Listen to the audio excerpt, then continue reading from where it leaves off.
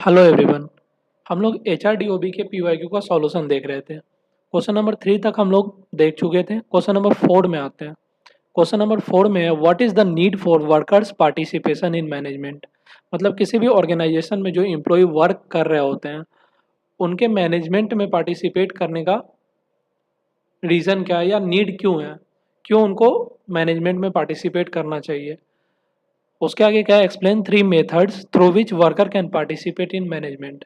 3 ऐसा मेथड बताना है जिसके थ्रू वर्कर्स मैनेजमेंट में पार्टिसिपेट कर सकते हैं या मैनेजमेंट के डिसीजन में पार्टिसिपेट कर सकते हैं, मैनेजमेंट के डिसीजन मेकिंग में पार्टिसिपेट कर सकते हैं। तो चलिए आंसर देखते हैं। आंसर में है the objectives of workers participation in management are as follows. मतलब कि वर्कर के मैनेजमेंट में पार्टिसिपेशन का ऑब्जेक्टिव क्या क्या है वो देखते हैं।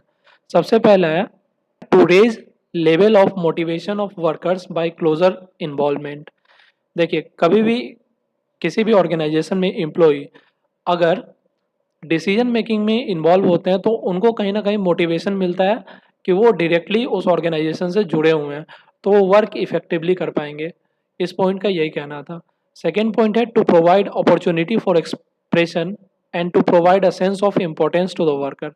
अगर डिसीजन मेकिंग में कोई भी वर्कर पार्टिसिपेट कर रहा है तो उसको ये फील होगा कि वो उस ऑर्गेनाइजेशन के लिए इम्पोर्टेंट है, उसके ओपिनियन का वैल्यू है, तो वो इफेक्टिवली वर्क कर पाएगा उस ऑर्गेनाइजेशन में। तीसरा है to develop ties of understanding leading to better effort and harmony. मतलब कि उस ऑर्गेनाइजेशन को वो एम्प्लॉई अच्छे से समझ पाएगा जिसकी वजह से वो अच्छा एफर्ट डाल पाएगा अपने वर्क को करने में। नेक्स्ट है to act on a device to counterbalance powers of managers.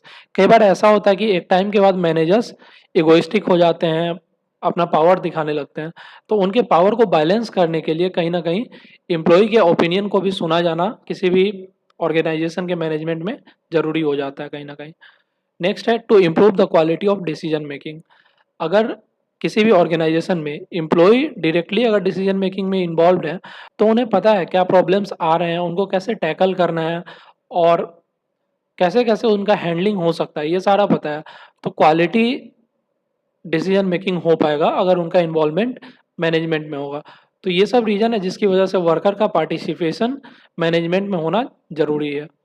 Next है explain 3 methods through which workers can participate in management. इसका आंसर देखते हैं। 3 methods through which workers can participate in management are work councils, joint management worker committees, employee stock ownership plan. ये 3 method है। सबसे पहला method क्या है, work council. इसमें क्या लिखा है, work councils are formal representative bodies composed of elected employees. मतलब कि किसी भी ऑर्गेनाइजेशन में बहुत सारे एम्प्लॉय वर्क कर रहे होते हैं तो उनमें से कुछ एम्प्लॉय के ग्रुप को इलेक्ट करा जाता है एम्प्लॉय के वोटिंग के बेसिस पे ही, और उनको एक रिप्रेजेंटेटिव बॉडी की तरह दिखाया जाता है या उनको माना जाता है। वो क्या करते हैं, they discuss various work place issues with management.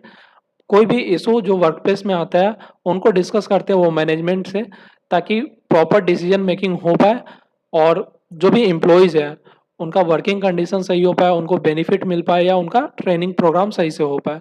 Next है जॉइंट मैनेजमेंट वर्कर कमिटीज। इसमें लिखा है these are committees formed by both workers and management representatives to address specific issues such as safety, quality control और productivity।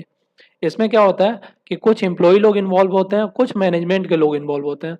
वो लोग मिल के एक body generate करते हैं जो जो कि क्या करता है, कोई भी इशू आया सेफ्टी को लेके या क्वालिटी कंट्रोल को लेकर या फिर प्रोडक्टिविटी को लेकर, तो इन सब चीज़ों के बारे में वो डिस्कशन करते हैं कैसे इन सब चीज़ों को इम्प्रूव कर पाएंगे वो ताकि ऑर्गेनाइजेशन सही डायरेक्शन में जा पाए।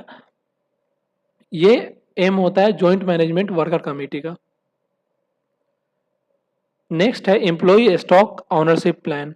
इसमें क्या है कि एम्प्लॉय को उस कंपनी का स्टॉक का कुछ पोर्शन दिया जाता है जिसकी वजह से कहीं ना कहीं वो एम्प्लॉय जो होगा वो कहीं ना कहीं इफेक्टिवली वर्क करेगा, क्योंकि उसको ये पता है कि वो भी कंपनी में कुछ हिस्से को ऑन करता है तो वो अपने हिस्से का वैल्यू बढ़ाना चाहेगा हमेशा, तो इफेक्टिवली वर्क कर पाएगा। इसके लिए एम्प्लॉय स्टॉक ऑनरशिप प्लान दिया जाता है। तो ये था 3 मेथड जिसके थ्रू एम्प्लॉइज मैनेजमेंट में पार्टिसिपेट कर सकते हैं।